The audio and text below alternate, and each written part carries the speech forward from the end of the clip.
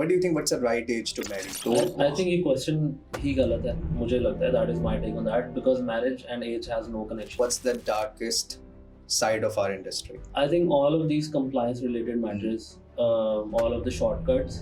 Favorite और singer कोई अगर आप पाकिस्तानी अगर किसी का नाम लेंगे? Pakistani, to be honest, again I wouldn't say singer, but B2B में हम क्योंकि सिंस हम बात कर ही रहे हैं, मेलबर्न इंटरनेशनल में आप आए और ऑब्वियसली आपकी जर्नी है इसके अंदर, तो क्या चैलेंजेस आपको फेस आए बिकॉज जिस मार्केट में आपने स्टेप इन किया? challenges of course थे, internal challenges भी थे, external challenges भी थे. और जब आप इस फील्ड में आ रहे थे तो ऑब्वियसली आपने अपने पेरेंट्स के साथ बात की होगी. मिडिल क्लास फैमिली और एशियंस का जो कॉन्सेप्ट होता है, अच्छा बच्ची ने पढ़ लिया अब आगे उसकी शादी होगी. आपकी कजन्स हैं या बहनें हैं, उनके लिए एक रास्ता जो खुला, तो उसमें आपको क्या लगता है कि आपका कितना रोल है? अब मैं जब जाती हूँ उनके सामने तो वो खुद मुझे बताते हैं, हमने आपकी फ़लाँ वीडियो देखी थी, हमने आपको फ़लाँ पोस्ट में फ़लाँ इवेंट में देखा था, माशाल्लाह you are doing very well.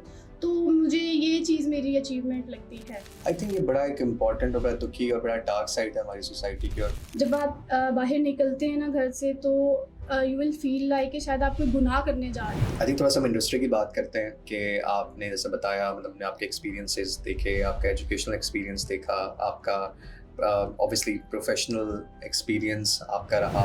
To be honest, अगर मैं देखूँ, लाइक जब पढ़ाई ख़त्म की बैक इन 2020, मेरा मास्टर्स ख़त्म हुआ, आई वाज इन दुबई, तो तब मेरा like I had no plans of you know again इस इंडस्ट्री में आने का भी. आई स्टिल रिमेंबर कि यार हमने ए लेवल्स किया या आपने जब ए लेवल्स किया, बहुत फ्रेश लगता है कि यार हम जा रहे थे, हम ऐसे, मतलब मेरे साथ मेरे फादर थे, आपके साथ भी कोई बड़ा होगा, एक ऑफिस में लेकर गए, उन्होंने फाइल बना के दी. और एक तो फ्रेश है, और क्योंकि फिर वो इस तरह के काम में आ गए कि वो फिर निकल भी नहीं सकी मेमोरी, क्योंकि वो बार बार से रिवाइज होती थी. Welcome to another episode of podcast with Akrash. और आज के एपिसोड में भी हमारी वही कोशिश है जो हमारा मिशन है कि we are changing lives and we are on to a mission of shaping lives, changing lives. और हमारी यही कोशिश है कि हम हर अपनी एक पॉडकास्ट से एक ज़िंदगी बदल सकें. तो आज उसी की एक काविश, उसी की एक कोशिश में आज हमारे जो गेस्ट हैं, he is again from foreign education industry. He is a regional manager eight Melbourne international. And बहुत कम टाइम में इन्होंने जो अपना नाम बनाया है, अपना मुकाम बनाया है, and he is a youth icon and at a very young age माशाल्लाह he has achieved so much. और जो हमारा आइडिया है, जो हमारा बिलीफ है टू एम्पावर आवर यूथ, उसके साथ इनकी प्रेजेंस बहुत ज़्यादा रेजोनेट करती है. और ये भी बाकी हमारे कोलीग्स की तरह, हमारे दोस्तों की तरह, जो हमारी इंटेलेक्चुअल बैटल फील्ड है, जो कि आई थिंक किसी भी मॉडर्न वॉरफेयर में, मॉडर्न मॉडर्न सोसाइटी में आपका जो इंटेलेक्चुअल वॉरफेयर है, आपकी इंफॉर्मेशन वॉरफेयर है, दैट इज़ वेरी इंपॉर्टेंट. और उसमें अपना बहुत मेजर रोल प्ले कर रहे हैं, हमारी यूथ को मेंटोर कर रहे हैं. एंड तो आज इनसे हम जानेंगे इनकी लाइफ स्टोरी, इनकी ज़िंदगी के तजर्बात और इनकी life learnings and lessons. So I am really positive, optimistic कि इंशाल्लाह आज की एपिसोड बहुत सी ज़िंदगियाँ चेंज करेगी. जी अस्सलाम वालेकुम वलीद भाई, कैसे हैं आप? ठीक है? वालेकुम सलाम, बिल्कुल ठीक भाई, thank you. First of all thank you so much for joining in. आज छुट्टी का दिन भी है और आज ऑब्वियसली लोग छुट्टी गुजार रहे हैं, बट बहुत शुक्रिया आपका कि बड़े शॉर्ट नोटिस पर आप आए और ट्रैवल करके आए, स्पेशली फैसलाबाद से. तो वी आर रियली ऑनर्ड. अच्छा वलीद भाई, अब थोड़ा सा फैसलाबाद को जानते हैं. वी नो फैसलाबाद, मतलब I think one of the very very amazing cities of Pakistan. और आई थिंक एक बिल्कुल आप कह लें it's gem of a city.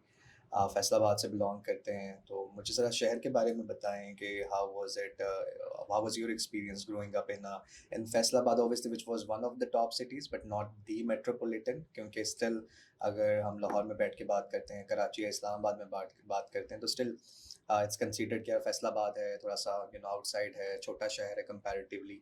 But आपका कैसा एक्सपीरियंस रहा फैसलाबाद में आपकी जो अपब्रिंगिंग हुई है? Right. Faisalabad again importance wise अगर आप देखो तो Faisalabad is the third largest city of Pakistan in terms of population. तो इम्पोर्टेंस है सिटी की, ज़ाहिर है. It has been lovely growing up in Faisalabad. और क्योंकि Faisalabad is very near to Lahore, तो ऑन एंड ऑफ आप लाहौर आते हैं, जाते हैं. और एक कंपैरिजन भी ऑफ कोर्स कई लोग ड्रॉ करते हैं, बट ऑफ कोर्स आप किसी बड़े सिटी को छोटे की सिटी के साथ I don't think it's fair कि आप उसको कंपेयर करो, but Faisalabad is a very lovely sweet city, even though कहने को बहुत बड़ा सिटी है, but you know you could be anywhere in Faisalabad and come back in 15 to 20 minutes. अच्छी साफ़ सुथरी सड़कें हैं, लोग अच्छे हैं, और अगेन कुछ स्टीरियोटाइप्स भी हैं फैसलाबाद के साथ, के जूते मारते हैं और वो सारा, तो दैट शोज़ कि यू नो लोग काफ़ी जॉली हैं, लाइट हार्टेड हैं, फनी हैं, और यू नो एंजॉय करते हैं चीज़ों को। तो there is a lot of things to cherish about Faisalabad. आपका मैनचेस्टर ऑफ पाकिस्तान है, तो of course industry wise you know it's one of the cities जहाँ पे आपकी बहुत सारी इंडस्ट्री है।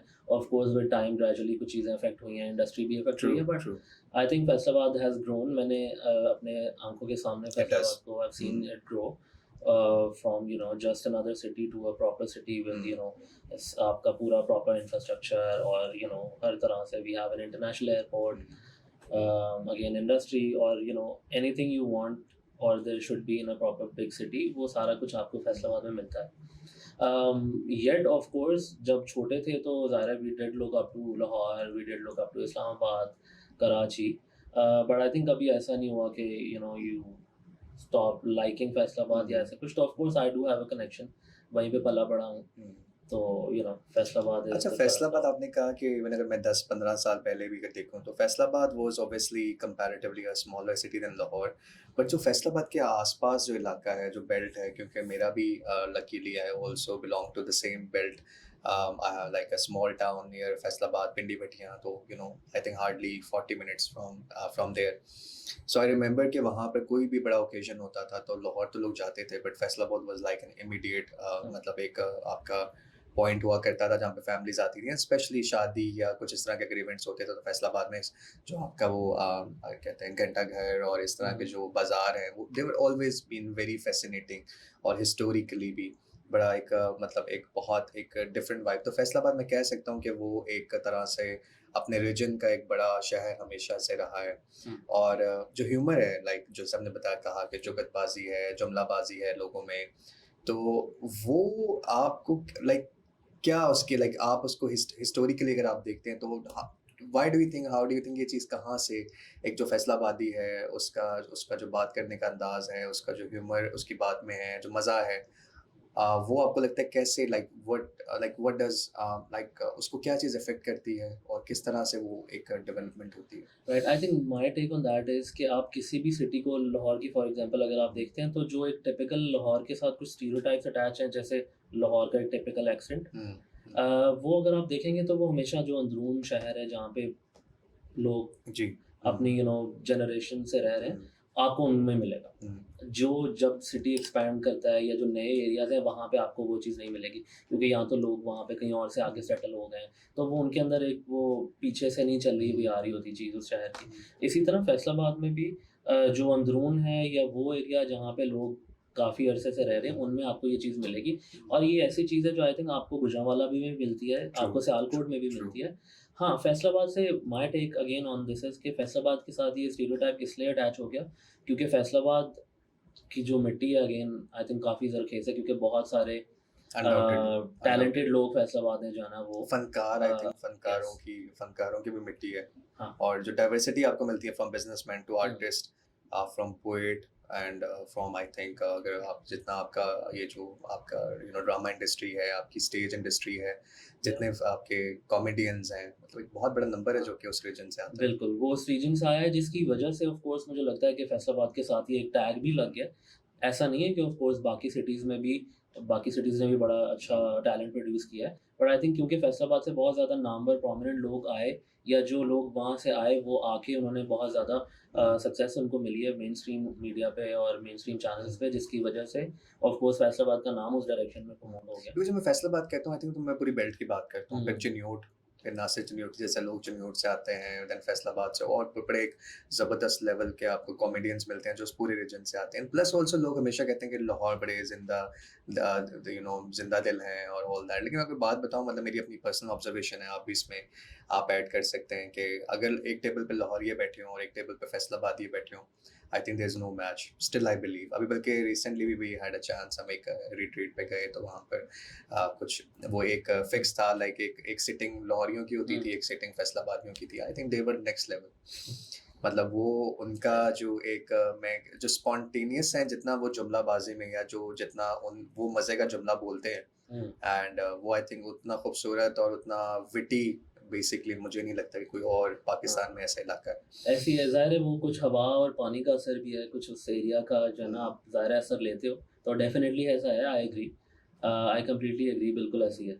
अच्छा वलीद भाई, आप I think you are among one of very few you know lucky individuals in Pakistan जिन्होंने बहुत डाइवर्स यू नो इन्वायरमेंट में टाइम गुजारा है। लाइक आप फैसलाबाद रहे, डेफिनेटली लाहौर, पाकिस्तान के मेट्रोपॉलिटन सिटीज़ में आपने टाइम गुजारा, देन आप यूके गए, लंदन में आपने टाइम स्पेंड किया, आपकी एजुकेशन वहाँ से है, मास्टर्स आपने किया, फिर आप यू नो दुबई आए, वहाँ पर आपने एजुकेशन अपनी कंप्लीट की, वहाँ पर रहे, काम किया। तो हाउ डू यू कंपेयर कि मतलब आपको, मुझे तो कुछ कॉमन चीज़ें भी बताइएगा कि पाकिस्तान, यूके और यू नो यूएई के एजुकेशन सिस्टम में कॉमन चीज़ें आपको क्या लगी, एक एटलीस्ट एक कोई कॉमन चीज़, और डिफरेंशिएटर क्या, मेजर डिफरेंशिएटर क्या था अगर हम सिर्फ एजुकेशन की बात करते हैं तो। राइट, आई थिंक अगेन अल्हम्दुलिल्लाह आई बीन रियली लकी कि आई गॉट दिस अपॉर्चुनिटी कि मैं यू नो डिफरेंट जगहों को जाके एक्सप्लोर कर सकूं, हर तरह से एजुकेशन वाइज वहाँ रह के उनका लोगों को, कल्चर को, कैसे रहते हैं, you know I got this opportunity to have that exposure.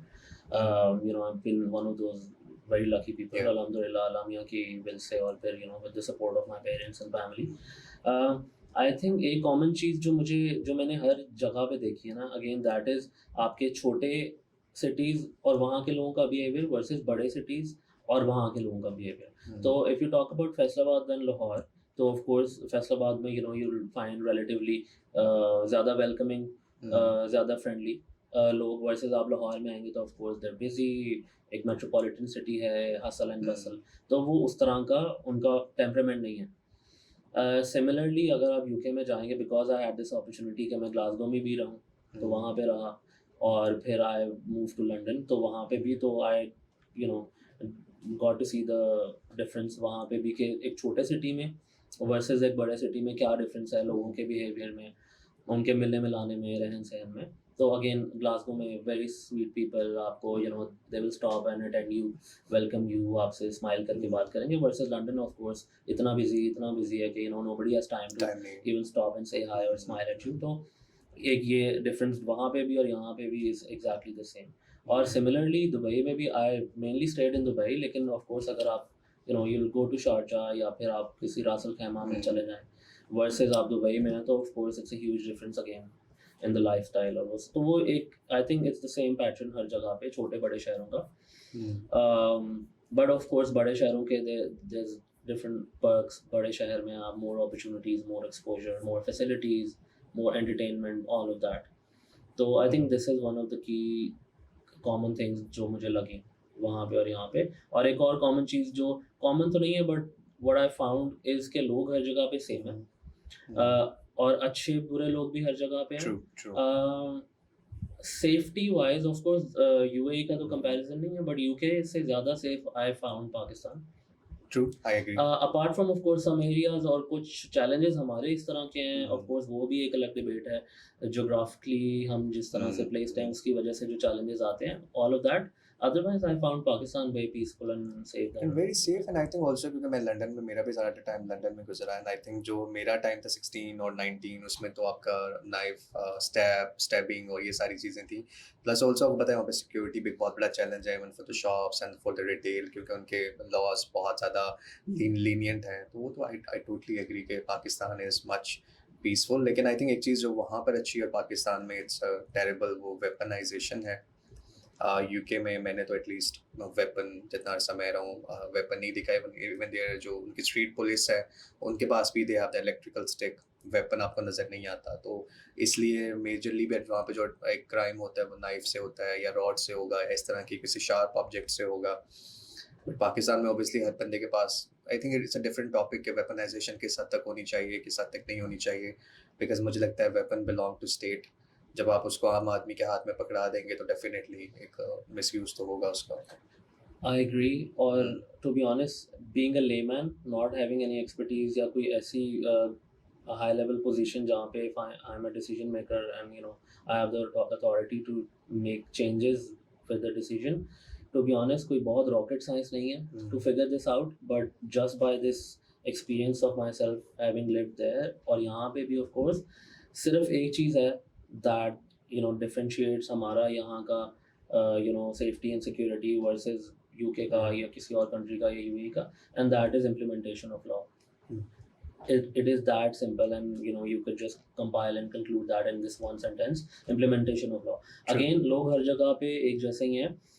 Again, आप यूएई में इवन अगर आप स्पेसिफिकली अगर हम अपनी बात ही करें कि हम अच्छे लोग नहीं हैं, फॉर एग्जांपल, कि अभी हम आगे भी जिससे बात कर रहे थे, या अगर हमें लगता है कि हम ही सिर्फ ट्रबल क्रिएटर्स हैं, हालांकि ऐसा नहीं है, अच्छे लोग भी हैं ऑफ कोर्स, और नेशनलिटीज़ भी हैं जो ट्रबल क्रिएट कर लेती हैं, बट वहाँ पे भी पाकिस्तानी है और यूके में भी पाकिस्तानी है, अगेन मिडिल ईस्ट में भी पाकिस्तानी है, बट वहाँ पे तो हम बिल्कुल ठीक है. आई थिंक अगेन इससे जो डिबेट एक बहुत अरसे से है, और आई थिंक इस पे और बात होनी चाहिए कि इट्स बेसिकली जो इंसान, मुझे जो लगता है कि इंसान जो इंसान की नेचर है वो बड़ी स्ट्रिक्टली चलती है रिवॉर्ड एंड पनिशमेंट के ऊपर, और इंसान को शायद बनाया भी इसी तरह से गया है कि अगर उसको फियर ऑफ पनिशमेंट ना हो तो डेफिनेटली वो उसका एक एग्रेसिव साइड और द एनिमल साइड ऑफ इंसान जो है वो बहुत इजीली बाहर आ जाती है. तो आई थिंक जिन ममालिक में या जिन कंट्रीज़ में बहुत ज़्यादा स्ट्रिक्टनेस है लॉ के ऊपर और बहुत ज़्यादा सिवियर जो है वो पेनल्टीज़ हैं, आई थिंक वहाँ पर क्राइम बहुत ना होने के बराबर है. एंड ये it's a fact, I think ये ओपिनियन नहीं है, इट्स अ फैक्ट. अगर आप शारजाह में देखें या आप सऊदीया में देखें तो आई थिंक वहाँ पर क्राइम बिल्कुल like it's near to zero. But on the other hand जहाँ पे लीनियंसी है तो इंसान हमेशा, आई थिंक मुझे लगता है, लीनियंसी का फ़ायदा उठाता है, और इट्स इन बिल्ट है इंसान के अंदर, इसको हम चेंज नहीं कर सकते. तो बिल्कुल आप ठीक कह रहे हैं. यही पाकिस्तानी जब यूके जाता है इसका बिहेवियर डिफरेंट होता है, क्योंकि यहाँ पे जाके जब वो फ़ायदे उठा सकता है जहाँ पे वो यूज़ भी करता है सिस्टम को. आपको याद होगा 2010 वाला जो एक टाइम था, 11 वाला, तो बहुत ज़्यादा लोन्स पाकिस्तानीज़ अप्रूव करवाते थे और इस तरह की चीज़ें, और installment buying and then defaulters में अगर आप उठाएं तो मेनली वो एक जो एरा था उसमें पाकिस्तानीज़ और बांग्लादेशीज़, इंडियंस, ये टॉप 3-4 में आया करते थे ओवरऑल. और इवन मुझे भी याद है जब 16 में मैं भी गया तो काफ़ी बोरोज में पाकिस्तानीज़ वैसे ही kind of a red list में थे, मतलब बिल्कुल उन्हें black list, near to black list ही थे, कि वो अलाउ बहुत लाइक चेक एंड बैलेंस बहुत ज़्यादा था पाकिस्तानी को बैंक अकाउंट खोलवाने में as compare to other nationals. ऐसे ही है, ऐसे ही. बिल्कुल ठीक है. अभी मूविंग फॉरवर्ड आई थिंक थोड़ा सा हम इंडस्ट्री की बात करते हैं कि आपने जैसे बताया, मतलब आपने आपके एक्सपीरियंसेस देखे, आपका एजुकेशनल एक्सपीरियंस देखा, आपका ऑब्वियसली प्रोफेशनल एक्सपीरियंस आपका रहा, आपने इस इंडस्ट्री में आप आए. सो कैसे, लाइक अगर आपके लिए जैसे एक बच्चा है, उसके बाद यू आर यंगस्टर और आप अपनी एजुकेशन कंप्लीट करके वापस आ रहे हो, like you probably in your 20s, mid 20s आप वापस आते हो, तो इस इंडस्ट्री में पहला एक्सपीरियंस किसी, कोई आपका मेंटोर था, कोई आपका फ्रेंड था, जैसे भी हमारी बात हो रही थी, one of our colleague was here in one of the podcast, Asad भाई. सो ही टोल्ड के देयर वाज हिज फ्रेंड, उन्होंने उनको कहा कि यार ये एक इंडस्ट्री है, आप इधर आए, एंड देन थिंग्स स्टार्टेड. तो आपके लिए ये इंडस्ट्री में पहला स्टेप क्या था? आई think it's always a friend. मेरे लिए भी, because I never thought of like on purpose coming and joining this industry.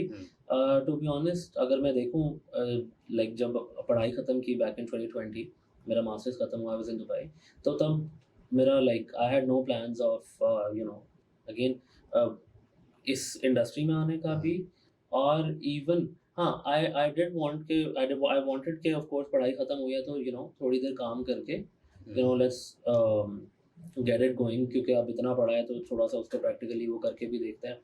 But I had no fix plans कि अच्छा ये करना है तो उस डायरेक्शन में हम जा रहे हैं. इवन जब आप मास्टर्स करते हो तो you have a plan. To be honest, I had no plans. Masters कर रहे थे बिकॉज करना था, और not forcefully, but I wanted to have that tag of having a masters. पढ़ के अच्छा लग रहा था और एक्सपोजर मिलता जा रहा था और एक्सपर्टीज आ रही थी. तो आई वाज इन दुबई, डिग्री ख़त्म करके इज़ लाइक कि हम चलो यहाँ पे थोड़ा काम करते हैं, बिकॉज मुझे अच्छा लग रहा था दुबई में, और मार्केट भी ग्रोइंग इकोनॉमी थी. आई थॉट कि चलो हम भी काम करते हैं, कुछ करके देखते हैं. इवेंचुअली अपना कुछ करने का प्लान था, business. So it was never about working 9 to 5 या कुछ. और अल्हम्दुलिल्लाह उसके लिए कि इतना पढ़ा और इतना सपोर्ट था फैमिली से, पेरेंट्स से, तो it was never about कोई job. But I think it was important at least to have that exposure. आपने इतना पढ़ा है तो उसके लिए I got into one of the real estate companies जो basically like I got finalized and selected real estate के लिए, जो basically एक Chinese company थी. They had their properties in Dubai और उनको basically वो apartments और वो studio apartments और flats वो sell out करने थे. तो I basically was going to be a salesman उनके लिए, और वो एक पूरा area मुझे मिलना था and I had to sell those apartments, viewings और वो सारा. तो you could call that कि जी real estate में लड़का कर रहा है. ऑफ कोर्स एक वो प्रेशर था थोड़ा सा कि ऑफ कोर्स इतना पढ़ा है तो अब क्या क्या कर रहा है पेरेंट्स के लिए, फैमिली के लिए बैक होम, तो कुछ तो करना था. इतना सा प्रेशर थोड़ा सा था जो भी खुद लिया हुआ था मैंने, ऑफ कोर्स किसी ने इन्फोर्स नहीं किया हुआ था. And that is the time when Covid hit. तो एकदम से चीज़ें बहुत ज़्यादा अनसर्टेन हो गई और बहुत ज़्यादा ऐसे लोग थे स्पेसिफिकली दुबई मार्केट में, जो मैंने खुद से एक्सपीरियंस किया, जो 20-30 साल के एक्सपीरियंस के थे, और वो they were being sent home It was for really bad. handshakes और बहुत ज़्यादा अनसर्टेनिटी थी मार्केट में. तो हम तो फिर भी फ्रेश ग्रेजुएट्स हैं. I did have a head start because अच्छी एजुकेशनल एक क्वालिफिकेशन थी, यूनिवर्सिटी बहुत हेल्प करती थी. तो of course we were groomed enough के आप बेशक एक फ्रेश ही हैं, but you are groomed enough के आप एक इंटरव्यू में बैठ के अच्छी जॉब के लिए you can have a good chance of being selected. But उस सिचुएशन में तो उस टाइम पे तो कंपनीज को नई हायरिंग का तो सवाल ही नहीं था ना, बिकॉज नोबडी न्यू कि किस साइड पे चीज़ें जा रही. And that is the time when I was like ठीक है अभी फ़िलहाल पाकिस्तान चलते हैं, बिकॉज अगर यहाँ पे काम नहीं करना. और दैट इज़ द टाइम जब हर तरफ सब ने मास्क पहने हुए हैं, बाहर निकलना मुश्किल हो रहा है. And I remember I came back to Pakistan on 19 Feb 2020, और आई थिंक 25th या 26th Feb को दुबई के बॉर्डर क्लोज हो गए थे. और फिर आहिस्ता आहिस्ता पाकिस्तान के भी क्लोज हो गए. And then of course eventually आपके एयर ट्रैवल भी रिस्ट्रिक्ट हो गया और सारा. तो वो कोविड का टाइम था, और अभी आप फ्रेशली ग्रेजुएट हुए हैं, and this is the time जब आपको कुछ करना है. और उस टाइम पे जो ना एक ऐसा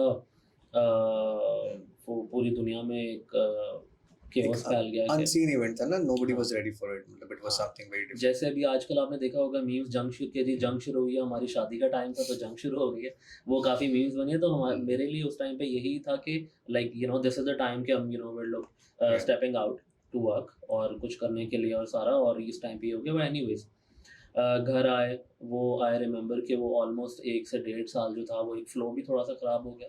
ऑफ कोर्स ऐसा नहीं था कि घर आ गए तो कुछ करने को नहीं है. Of course I because I had connections over the time, इतना वो build किया था, freelance करते रहे. और कुछ जहाँ पे मैंने अपना online I had one of my friend, because I was again in Faisalabad, so most of my friends are from the textile industry. आपके बहुत सारे ब्रांड्स बड़े बड़े जो हैं पूरे पाकिस्तान में, they are originated from Faisalabad. तो I grew up with all of those people. तो वो एक मेरा दोस्त था जो already they export, but वो he was going to launch a local brand, काफ़ी बड़ा नाम है अभी, I don't think I should name that. वो अपना locally भी कुछ करना चाह रहा था online, and he did not have that expertise online marketing की, social media और सारा. तो I was like मैं वो कर लेता. तो basically and it was not a job, it was just because he was my childhood friend, so I wanted to help or I had time. तो मैं उसमें घुस गया and I started enjoying that. उसका पूरा brand online setup किया, presence बनाई. I think within the first 3 months we hit break even उसमें, और उसके बाद से all we saw was growth. और वो भी काफ़ी surprise हुआ because जितना भी stock था उसके पास, जो ही thought कि वो 1 साल में शायद he'd probably sell local market में, we sold that in 3 months. और वो कोविड था तो वो एक ऐसा टाइम भी था जिसमें ऑनलाइन बिजनेसेस भी बूम कर रहे थे. तो आई थिंक वो बिजनेस बहुत ग्रो किया. And I was fresh passionate उस टाइम पे, फ्रेशली ग्रेजुएट हुए थे, तो giving full time to the business और लगे हुए हैं दिन रात. और कोविड है तो ऑफ कोर्स ऐसा भी नहीं है कि आप जॉब भी कर रहे हैं या आपने किसी काम से बाहर जाना है, तो you fully at home bound, बाहर भी नहीं निकल सकते. तो फुल टाइम उसको दिया and it grew rapidly.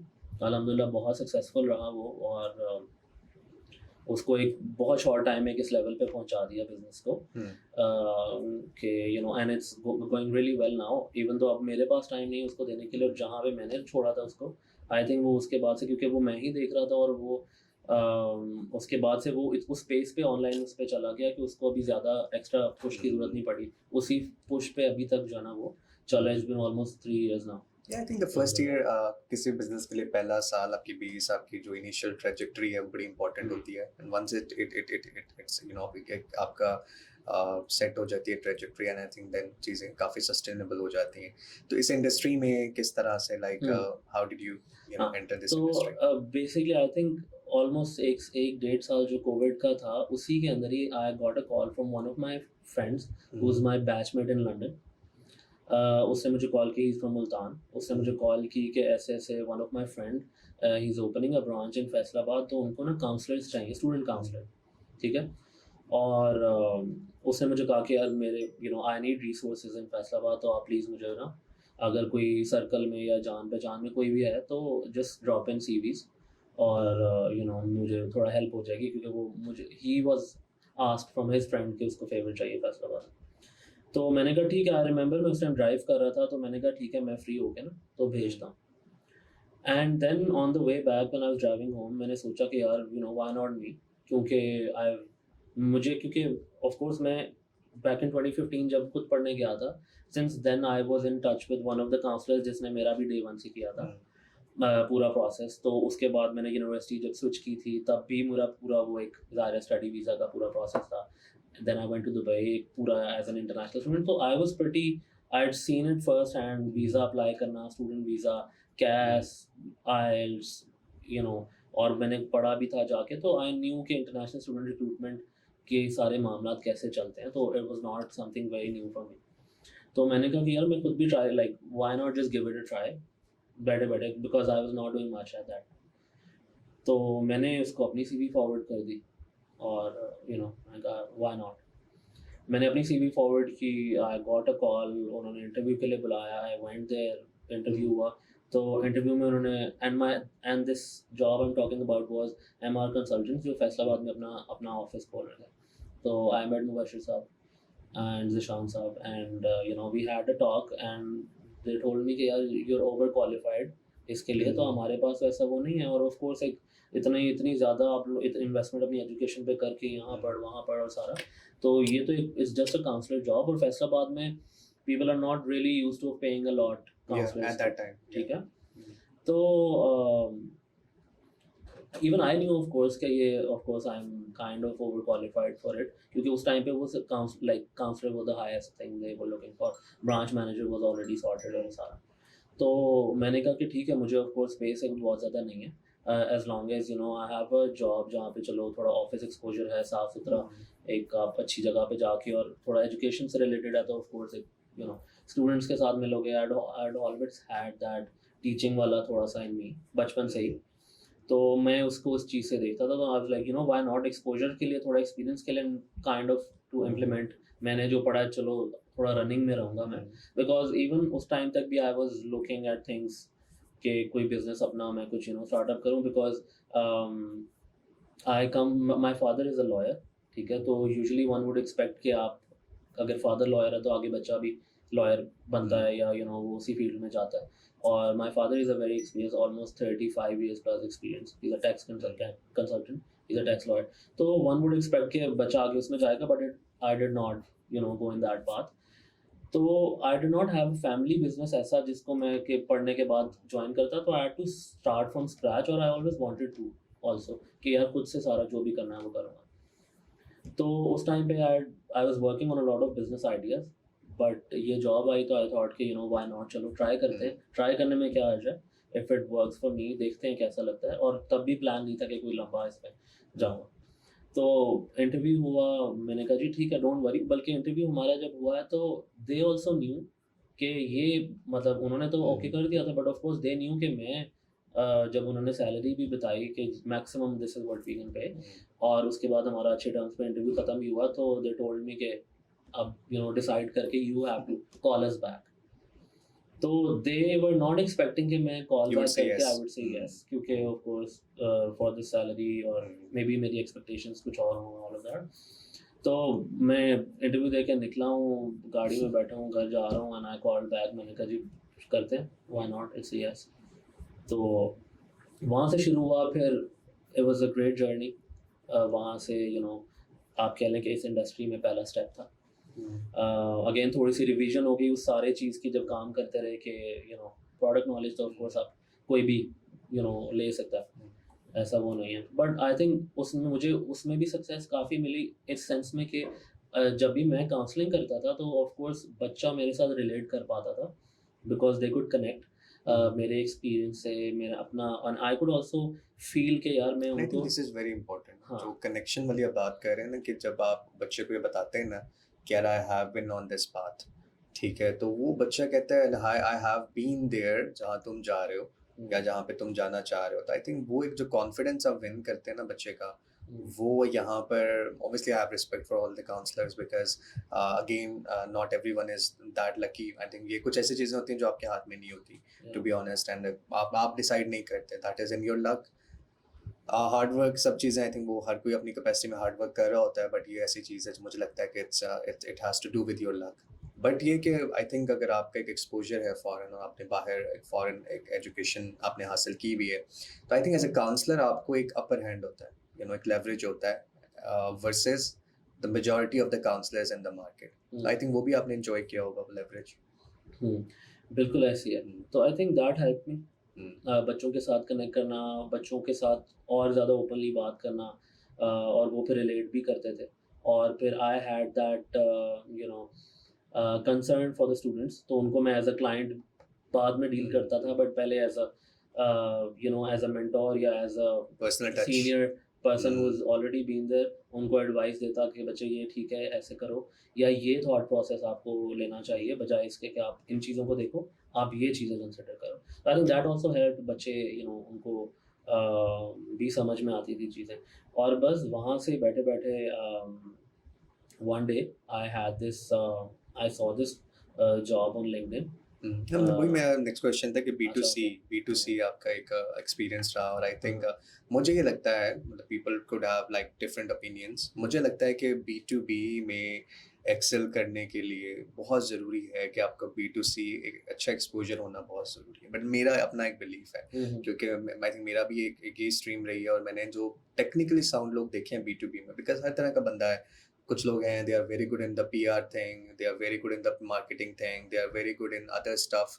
But जो मैंने टेक्निकली साउंड लोग इस इंडस्ट्री में देखे हैं in the past 3 or 4 years, वो मुझे लगा है कि they had something to do with the B2C at some point.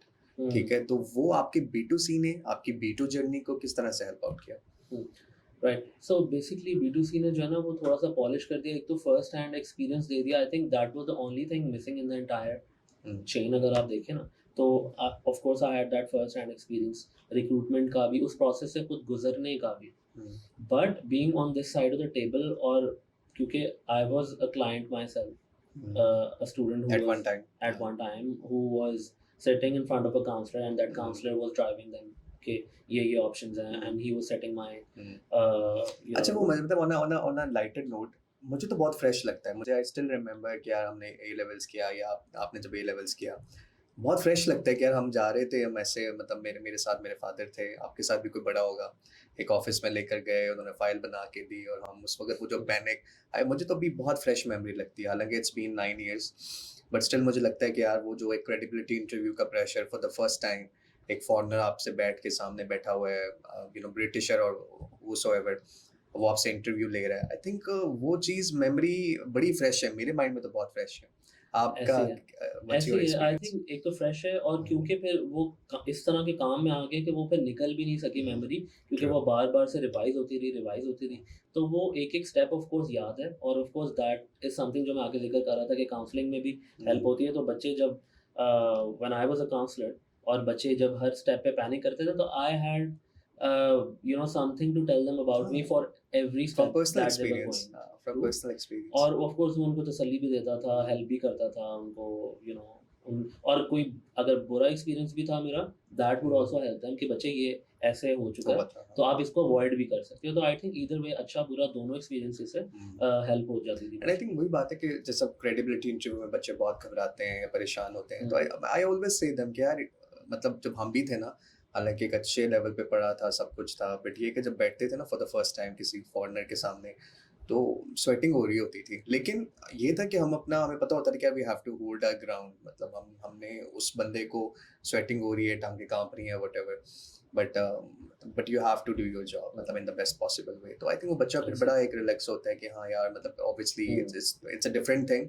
But again मुझे अपना बेस्ट देना है। अच्छा, B2B में हम, क्योंकि सिंस हम बात कर ही रहे हैं, मेलबर्न इंटरनेशनल में आप आए और ऑब्वियसली आपकी जर्नी है इसके अंदर, तो क्या चैलेंजेस आपको फेस आए, बिकॉज जिस मार्केट में आपने स्टेप इन किया, आई थिंक अभी इट्स बीन 2 years और लेस देन 2 years शायद, 2 years है। तो जब आप आए तो कितना आपके लिए चैलेंजिंग था? क्योंकि आई थिंक मुझे लगता है कि स्पेशली जो पाथवे मार्केट है और स्पेशली यूके पाथवे मार्केट है, उसमें बहुत बड़े नाम बैठे हुए थे जब आपने मार्केट एंटर की। लाइक इतने बड़े नाम हैं, इतने बड़े ग्रुप्स बैठे हुए हैं कि आप सोचते भी नहीं है।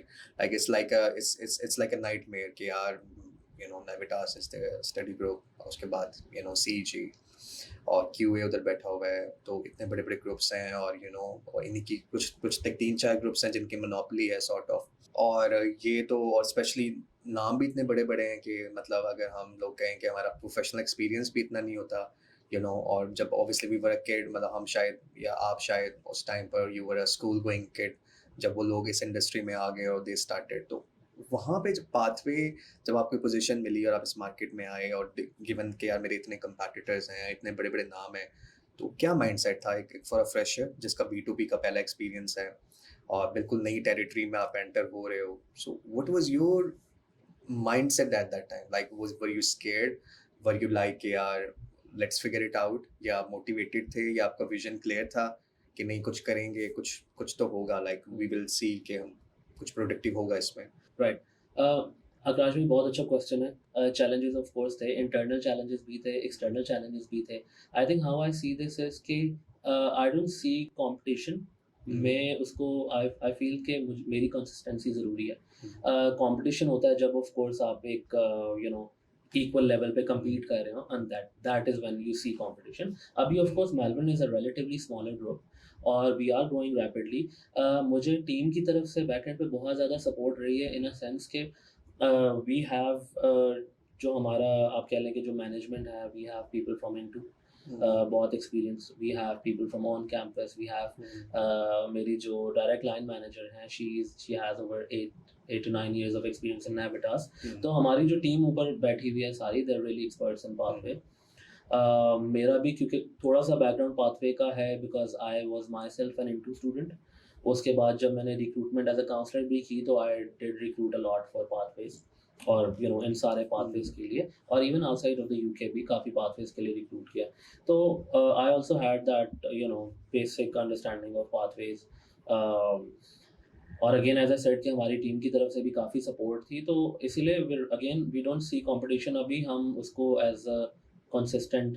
अच्छा, एक चीज़ मैं बिल्कुल एक्नॉलेज करना चाहूँगा, उसमें मुझे लगता है कि in the last few like a year और सो, जिस तरह से आपने एक मेलबर्न को एक पाकिस्तान में जो रिकग्निशन दी है, I think it's very rare to see, क्योंकि ऑब्वियसली मेरा भी पाथवे से एक like before you know starting off with my venture, तो मेरा भी पाथवेज में एक बहुत टाइम गुजरा है, एंड यू नो ऑब्वियसली आपकी इंटेलिजेंस होती है, मार्केट में आप लोग देख रहे होते हैं चीज़ों को, एंड आई थिंक बड़ा आपने, मतलब इट्स नॉट कि आप मेरे सामने बैठे हैं at your back as well, मतलब ये चीज़ मैं हमेशा कहता हूँ कि आपने बहुत कम टाइम में मेलबर्न को रिकग्निशन दी है पाकिस्तान में, जो कि उससे पहले नहीं थी, या उस तरह से लोग कंफर्टेबल नहीं होते थे। आई नो अभी भी बहुत बड़े नाम हैं जो आपके साथ काम कर रहे हैं, and they are working very good, और मुझे हमेशा एटलीस्ट अगर पाकिस्तान में जो टॉप 3 नाम हैं इन टर्म्स ऑफ कंसल्टेंट्स, अगर मेरे जब भी मेरी वहाँ अपने सोर्सेज से या दोस्तों से बात होती है, तो मैंने अच्छी चीज़ ही सुनी है कि यार चीज़ें स्मूथ हैं, बड़ा अच्छा काम है, यू नो प्रोडक्ट अच्छा है, प्लस जो फीडबैक है, तो सर्विस लेवल दिया जाता है उनको, and I think that is remarkable. तो उसमें मुझे लगता है कि for a youngster like you, जो कि रिलेटिवली नया है मार्केट में, और उसमें जब आपने काम किया है, आई थिंक वो हमारी यूथ के लिए बहुत इंस्पायरिंग है, and I think it's always like कि अगर आप अपने एक फ्रेश माइंड के साथ आप स्टार्ट करते हैं और एक अपनी एक व्हेन यू लाइक यार मुझे मैं ही अपना कंपेटिटर हूँ, लाइक मैंने कल से बेहतर अपने आप को करना है, या जिस प्रोडक्ट को या जिस कंपनी को मैं रिप्रेजेंट कर रहा हूँ उसको मैंने कल से बेहतर करना है, रादर देन कि I lost into big things कि यार ये तो नेविटास तो ये है। और क्योंकि जितनी बड़ी कंपनी होती है obviously they do have the same challenges as well, और आई थिंक जितनी फास्ट पेस हमारी इंडस्ट्री और हमने देखा भी in the past, it hardly takes 2 years maximum एक कंपनी को यहाँ से यहाँ आने में और यहाँ से यहाँ जाने में। तो I think you are doing a great job. तो ये एक on a very personal level I think मेरी तरफ से एक एक्नॉलेजमेंट है आपके काम के लिए। बहुत शुक्रिया, thank you so much, I really appreciate that. आपने बड़ा अच्छा उसको जो है ना वो फीडबैक भी है, और thank you very much, I really appreciate आपने for your kind words. Again as I said, I think जितने भी सीनियर्स हैं इंडस्ट्री में, स्पेसिफिकली अगर पाथवेज की बात करें तो I think I see all of them as role models. तो अगेन इट्स नॉट कि कंपटीशन है, of course when it comes to business, तो business is business yes, but of course एक what we are looking at is long term. Maybe शायद this is one perspective, जैसे आपने कहा कि with in 2 year span बहुत ज़्यादा grow किया आपने मार्केट में और सारा, yes to much extent, but at the same time I think our strategy has been long term, और इसीलिए इट्स ऑल अबाउट कंसिस्टेंसी। अभी इसको और इम्प्रूव करना है, because there is room for improvement, चीज़ों को और बेहतर से बेहतर करना है। Yes we are growing in the right direction. I think the first pathway center we had in 2020, University of East London had 50 students for the first year, versus 2025 Jan we had 1050 students. So within the 3 to 4 year 5 year span हमने काफ़ी grow किया है। That's We're incredible. onboarding more partners, और even though we have an option of expanding a lot more quicker, हमें अभी we're expanding at a very steady pace, ताकि जितने भी partners on board हो रहे हैं उनको भी we can service well, बजाय ज़्यादा partners होने के we get the right partners, और ऐसे partners जो कि it's really easy कि आप किसी ऐसे partner को on board करो जो already they're doing well. हमारी strategy has been to onboard partners जिनको we can help grow and establish new markets for them, and that is what Malvern has done for a lot of universities in a lot of regions. On universities, even for direct, not just pathways, Malvern ने उनके लिए market पूरी develop करके पूरा R&D उनको करके दिया, and then the university has stepped in. So I think we're following that same mindset. Company का we all gel in well together. Company grow कर रही है, and I think I'm lucky to be part of the company at such a time जब चीज़ें grow कर रही हैं, and I'm seeing it growing in front of me.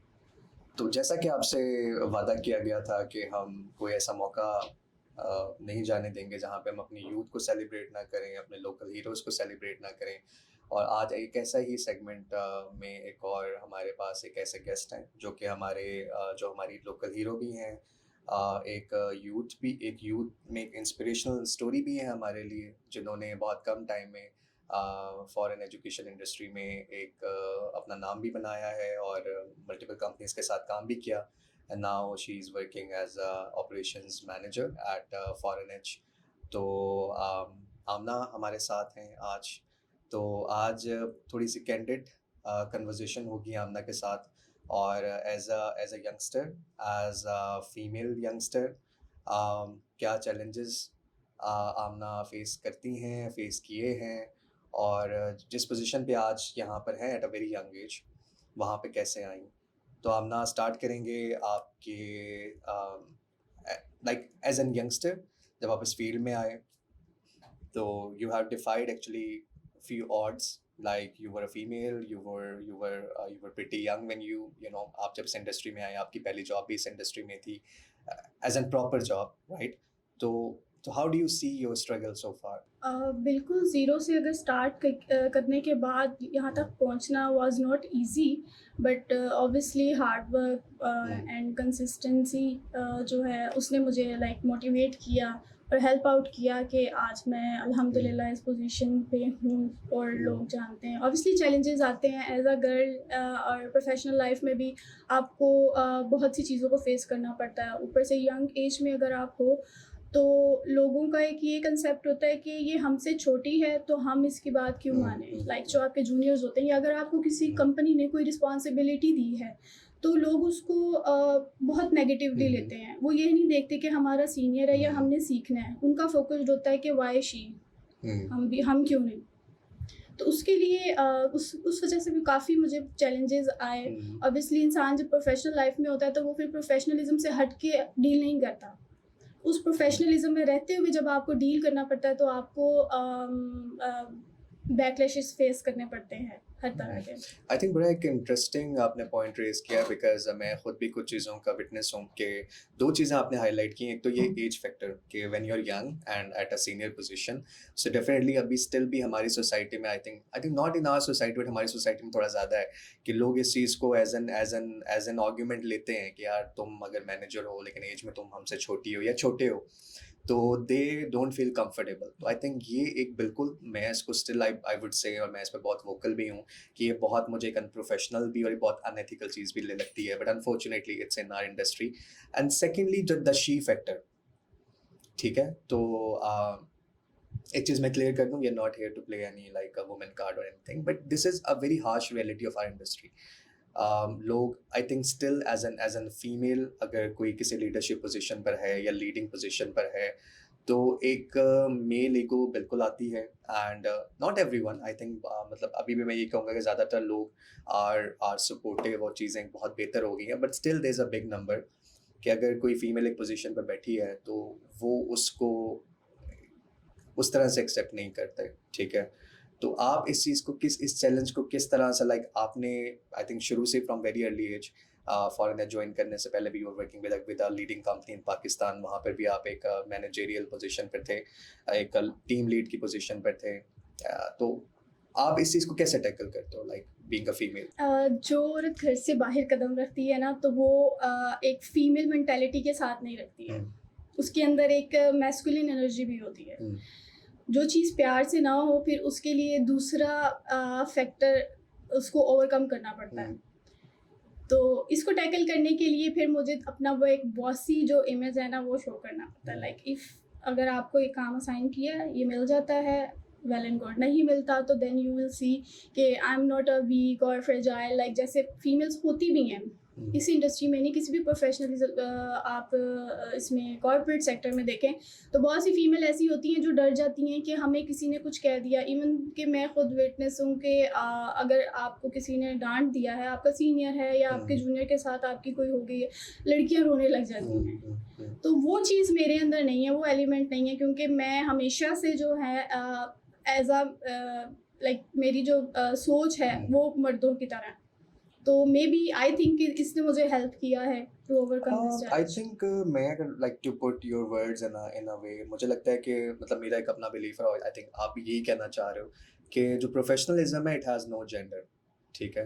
I think जब आप एज अ प्रोफेशनल काम कर रहे होते हो तो पीपल नीड्स टू अंडरस्टैंड कि जो प्रोफेशनलिज्म है it has to do with professionalism, it has nothing to do with a gender या यू नो जेंडर कार्ड। तो अगर कोई लीडर है, वो लड़की है, तो definitely you have to respect it in a way जैसे कोई मर्द अगर लीड कर रहा है। एंड सिमिलरली जैसे आपने पॉइंट रेज किया कि अगर कोई female you know team member है या यू नो काउंसलर है या किसी भी पोजीशन पे काम कर रही है और अगर उसका कोई सीनियर उसको डांट देता है या उसको किसी चीज़ पे ऑब्जेक्ट कर देता है, तो आई थिंक उसके लिए भी it has to be like उसको भी उस वो अपनी जो एक फ्रेजाइल फैक्टर है उसको शो नहीं करना चाहिए। बिकॉज आई थिंक क्योंकि आई थिंक हमारी भी इंडस्ट्री में जितने भी अगर हमारे कोई कहीं पर यू नो कोई डिवाइड आता है या ओपिनियन का डिवाइड आता है, तो I think it's purely on the based of professionalism, और होना भी ऐसे ही चाहिए। अगर इसके आउटसाइड कुछ है definitely that is something else, but अभी हम सिर्फ प्रोफेशनलिज्म के स्पेक्ट्रम में बात कर रहे हैं, तो बिल्कुल आप बिल्कुल ठीक कह रहे हो।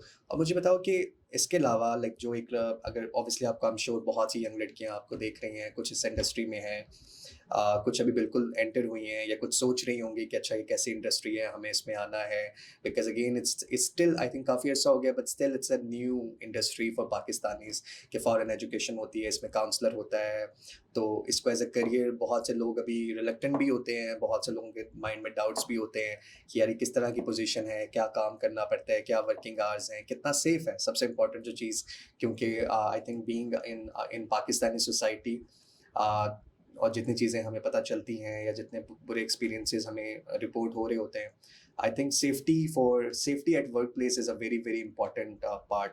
तो आपको क्या लगता है कि इस इंडस्ट्री में एज अ फीमेल आप जो यंगस्टर्स आपको लड़कियां देख रही हैं उनको क्या मैसेज है आपका? अच्छा, जो इस फील्ड में अगर आना चाहती हैं तो उनको ये चीज़ पहले खुद को समझानी पड़ेगी कि बातों से या पॉलिटिक्स और इस तरह की चीज़ों से अगर आगे जाना है तो उसके लिए तो बहुत बहुत आसानी है ना, मतलब कि उसमें वैरायटी है। आप कहीं भी किसी भी कंपनी में जाते हो तो इन चीज़ों से आप आगे जा सकते हो, लेकिन फॉर हाउ लॉन्ग?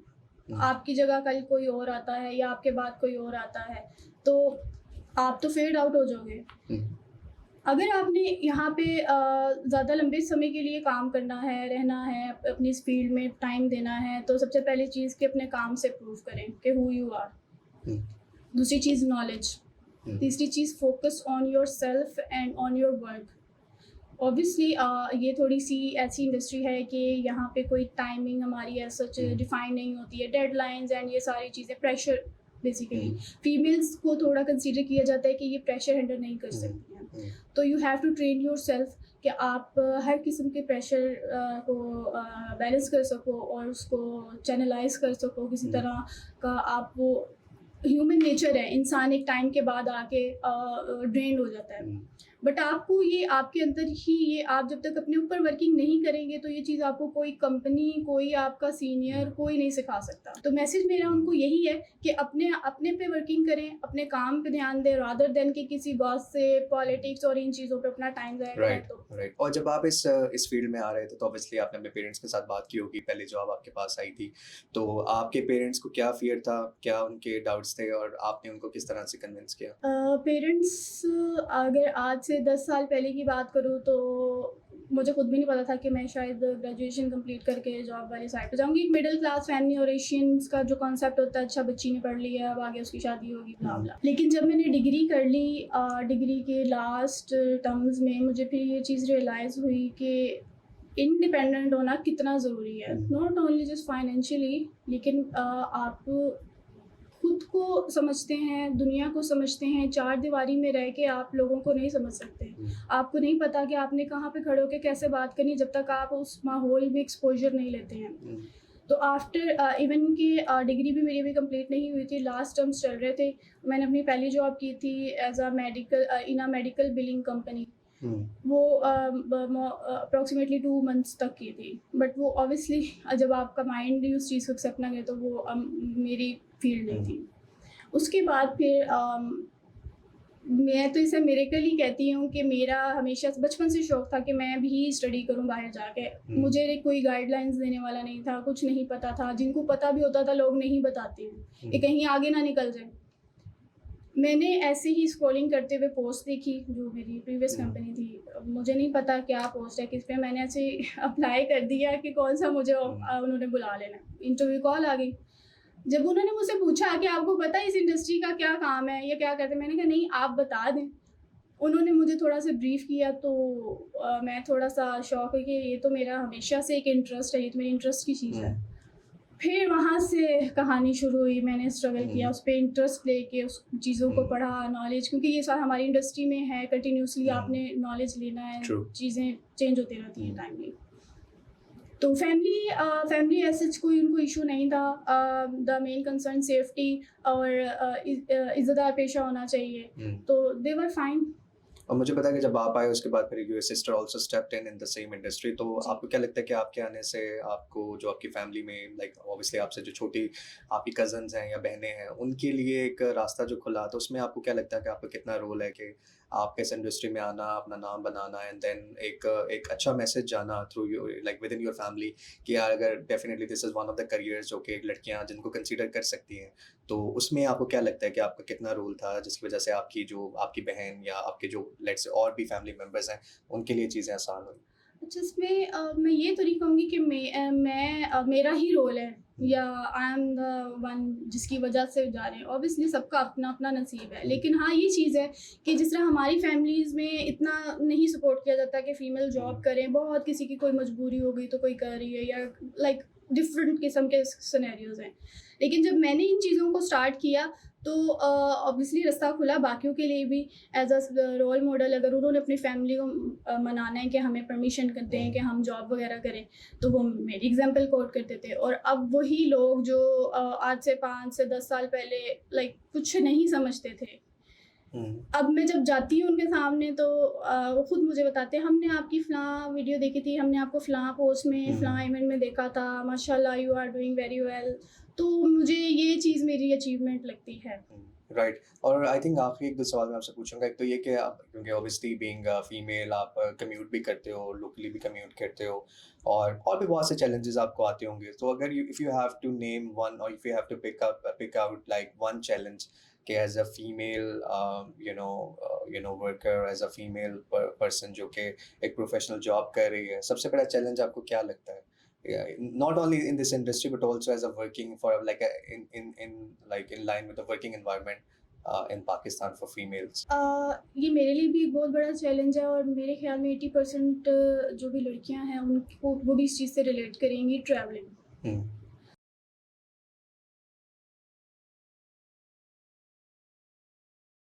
जब आप बाहर निकलते हैं ना घर से तो यू विल फील लाइक कि शायद आप कोई गुनाह करने जा रहे हैं।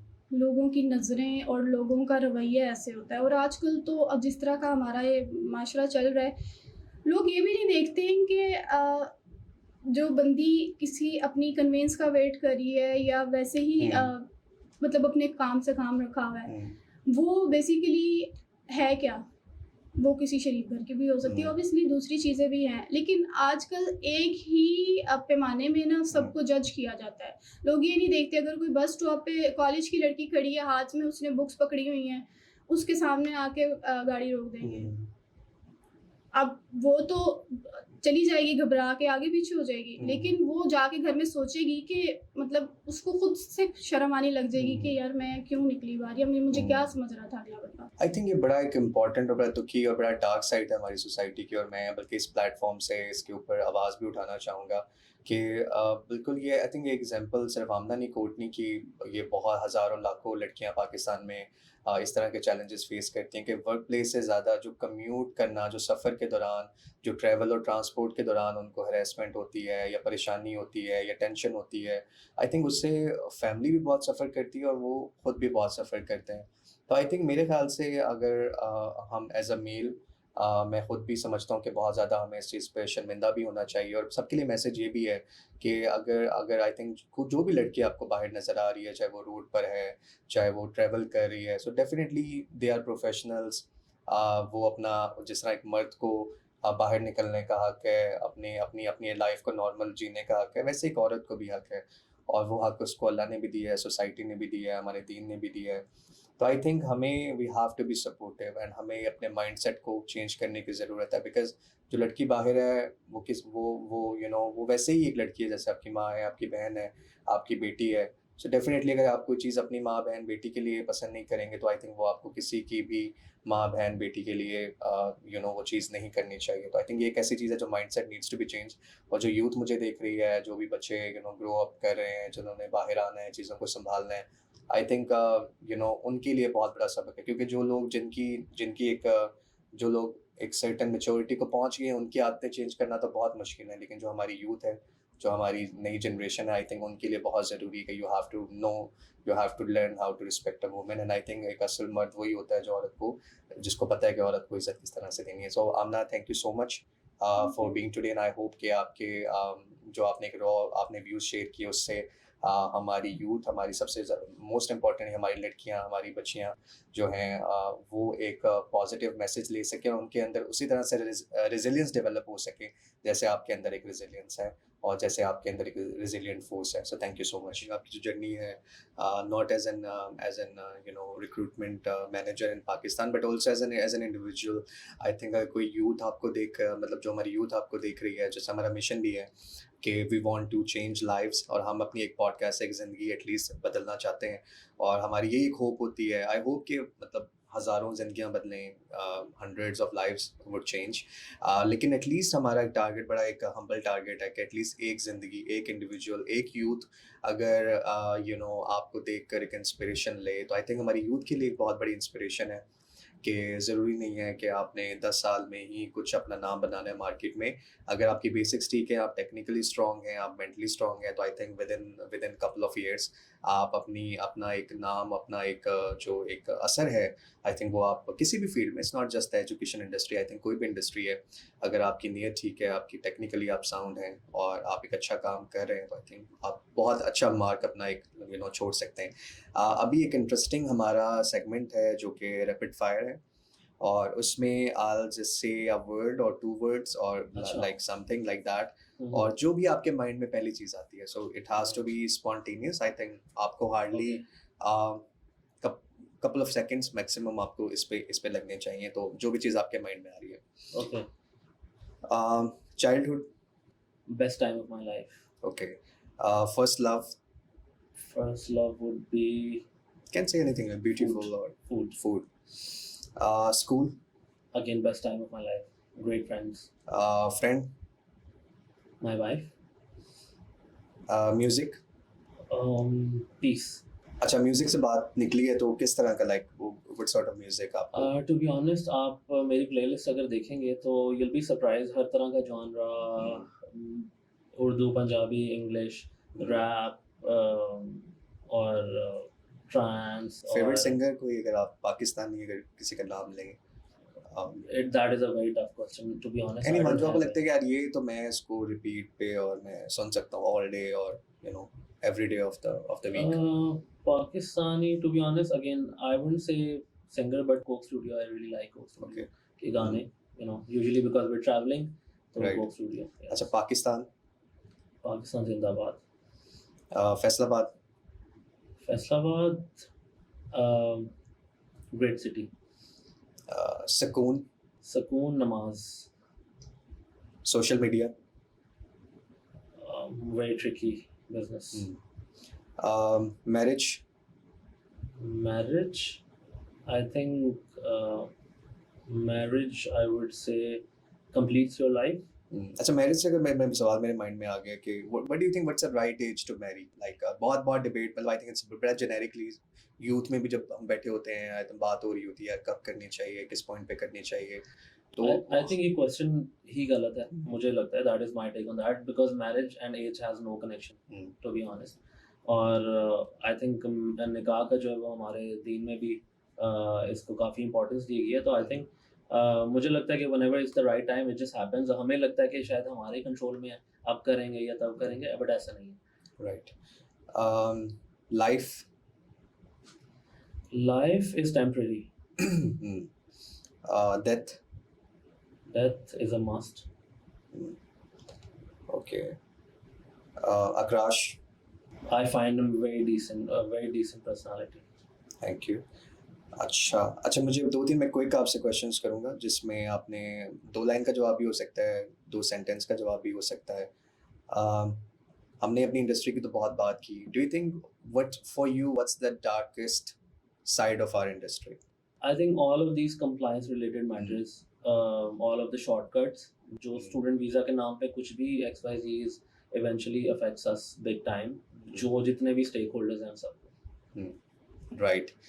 And okay, what is the one thing that you cannot like live without in your daily life? ये आप कहते हैं यार ये अगर चीज़ नहीं है ना तो मैं it's very difficult for me to survive. अगर ये चीज़ नहीं है तो मैं बस नहीं survive कर सकता. I think it has to be the mobile phone. क्योंकि मेरा नाश्ते के बगैर भी दिन चल रहा होता है, बट अगर फ़ोन नहीं है या बैटरी डेड है तो I think that would be something very troubling for me. True. What's one hidden talent या hobby, like a talent जो आपको लगता है कि यार मतलब वो मुझे पता है या मेरे 1-2 लोगों को पता है, करीबी लोगों को पता है? Creative writing, because I अच्छा. did really well school time तक, even in intra-school level competitions, all of that.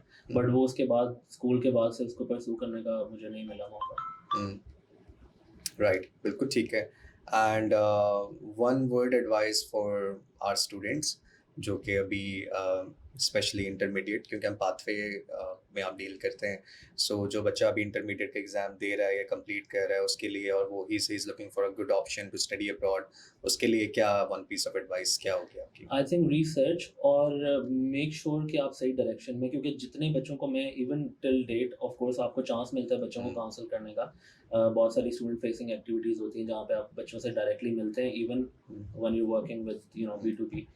तो बच्चों की रिसर्च अगर होती भी है तो it's not in the right direction, या वो एक और इस तरह के पर्सपेक्टिव से चीज़ों को लेके चल रहे होते हैं जो कि शायद उतना बेनिफिशियल नहीं है, या एक बहुत सारी इम्पोर्टेंट चीज़ें वो मिस कर रहे होते हैं। तो I think be well researched और या ओके। अच्छा, मुझे बताएं कि आपकी लाइफ और ज़िंदगी में कोई ऐसा पॉइंट आया था जहाँ पे आपको लगा कि यार नाउ इट्स ऑल ओवर? बहुत दफ़ा कोई एक स्पेसिफिक पॉइंट मतलब ज़िंदगी का कि जहाँ पे आपको लगा हो कि यार जो मैंने अपना ड्रीम देखा था या जो मेरा ख्वाब था, क्योंकि आई थिंक ऐसा मुझे लगता है कि जो आपकी टीन एज होती है ना, शायद वो एक वो ऐसा टाइम होता है जहाँ पे आप बहुत से ख्वाब देख रहे होते हैं। लेट्स से मतलब मैं आप इस तरह से इसको रेजोनेट करूंगा कि अगर लेट्स से आपने कोई ऐसी सीरीज या मूवी देखी है जिसमें कोई लॉयर बहुत अच्छा है, तो आप कहेंगे यार मैंने लॉयर बनना है। मतलब बहुत you know your like vision and your पसंद आपकी चेंज हो रही होती है। कोई आपको कभी आपको लगता है मैं एक्टर भी बन सकता हूँ, आपको लगता है मैं क्रिकेटर भी बन सकता हूँ, यू नो। तो वो टीन एज इस तरह का टाइम पीरियड होता है, तो उसमें बड़े आपके ख्वाब होते हैं।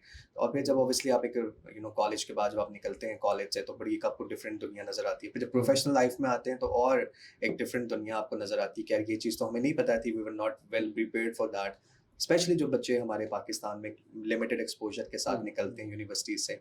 तो आपके लिए वो कौन सा पॉइंट था जहाँ पे आपको लगा कि यार it's all over, and then how did you come out of that time? I think one that I can recall at the moment is जब A levels में I did not perform well, और because उससे पहले मैं उस zone में था, because I had 5 A's and 3 B's O levels में, और उस time के O levels की grading was different than now.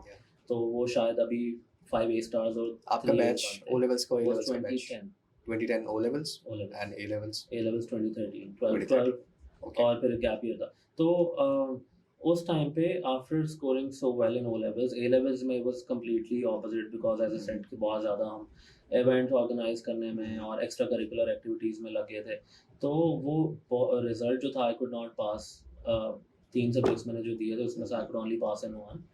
तो उस time what were your subjects like?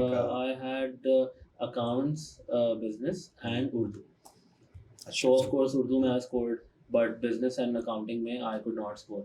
तो जिसकी वजह से I had to take a gap year, और of course जो आपकी जितनी भी क्लास थी, आपका बैच था, यूनिवर्सिटी चले गए सब यूनिवर्सिटी चले गए, और सब यू नो एंट्री टेस्ट की तैयारी कर रहे हैं, कोई कहाँ चला गया, कोई कुछ कर रहा है, and you're stuck there, gap year है, तो you're not even going to school।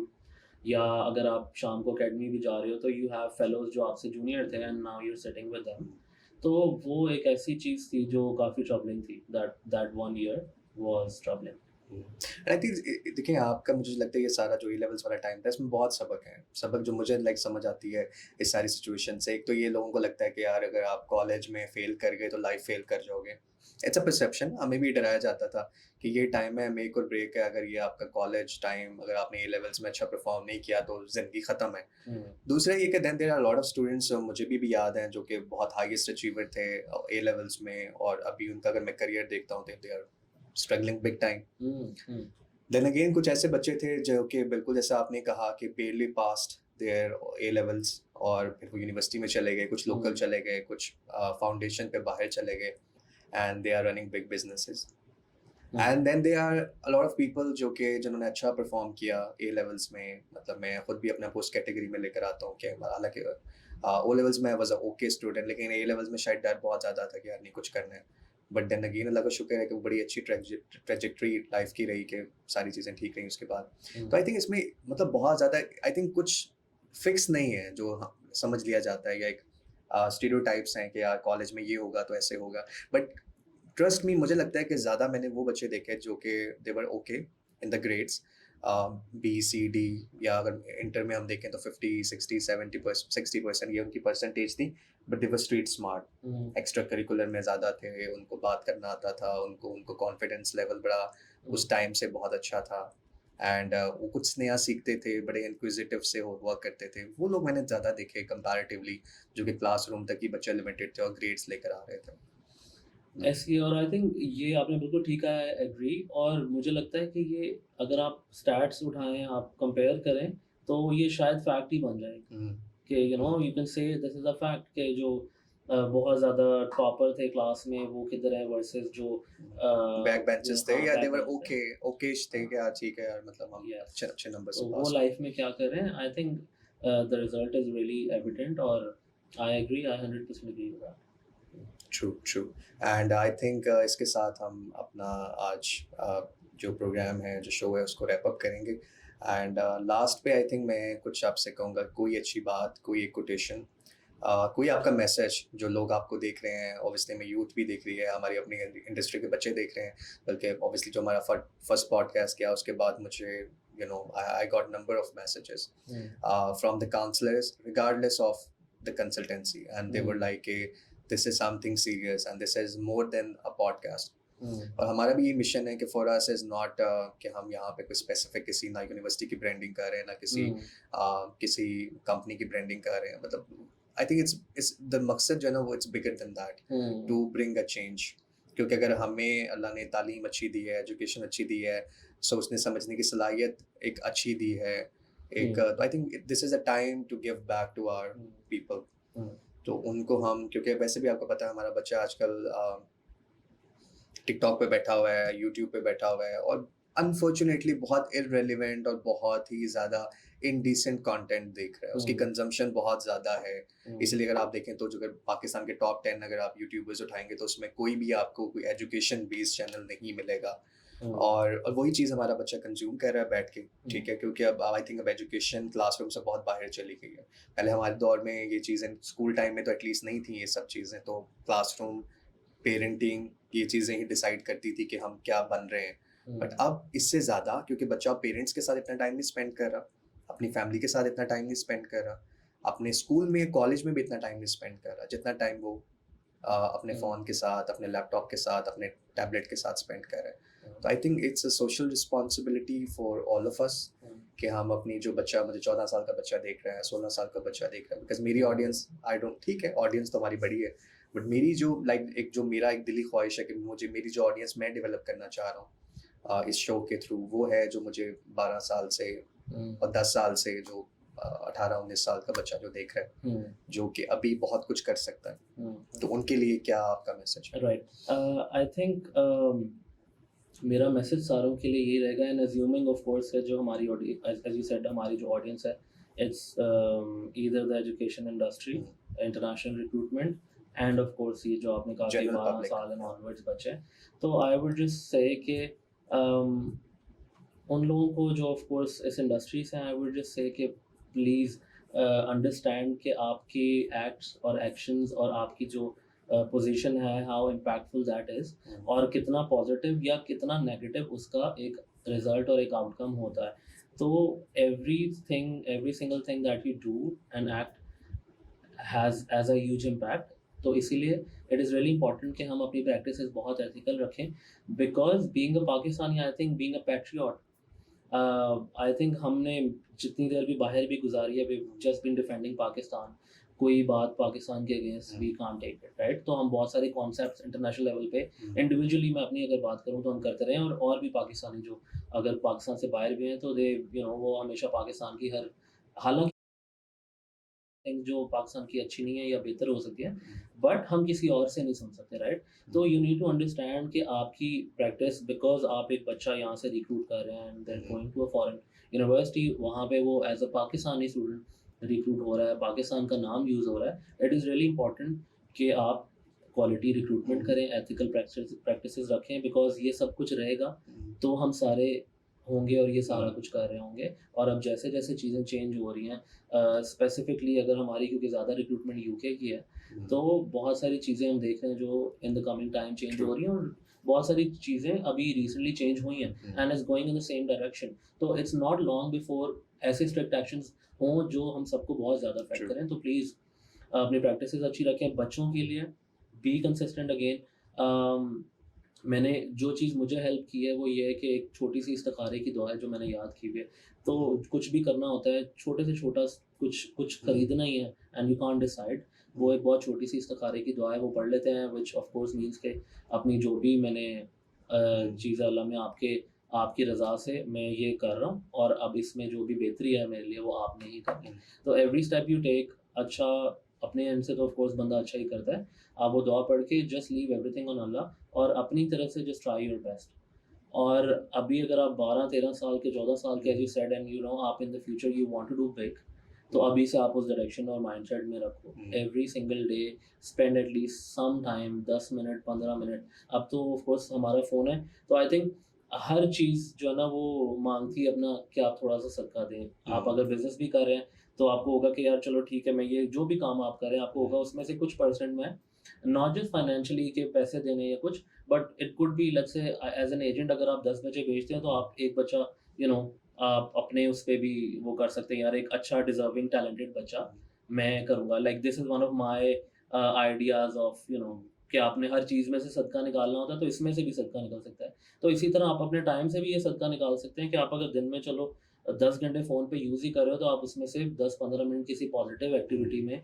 किसी ऐसी चीज़ में जिसका कोई फ़ायदा किसी को भी आप दे सको, आप please make use of that. और 10 से 15 मिनट, अभी recently I downloaded an app जो मुझे डेली मैंने अपना एक टाइम सेट किया हुआ 10 से 15 मिनट का, वो कुछ ना कुछ अच्छी रीडिंग के लिए वो है एक्टिविटी। तो it could be anything, but वो इतना छोटा-छोटा जो है ना it eventually adds up to a big impact, जो इंक्लूडिंग मी हमारी अभी की जो यूथ है, क्योंकि उनका अटेंशन स्पैन कम है, कंसिस्टेंसी नहीं है, सब्र तहम्मुल बिल्कुल भी नहीं है, and I include myself in that too. तो आई थिंक वो कंसिस्टेंसी डेवलप करना is the key to success. वो छोटे-छोटे स्टेप्स ही eventually will make you a bigger person. Great, I think बड़ा खूबसूरत मैसेज है, और इसी के साथ हम आज अपने अपने शो को क्लोज करते हैं और इसको हम एंड करते हैं।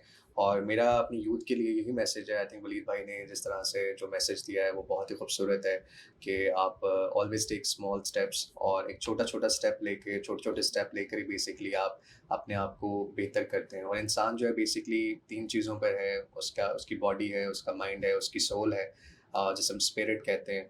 तो आई थिंक तीनों चीज़ों पर आपको काम करना चाहिए एज अ यूथ।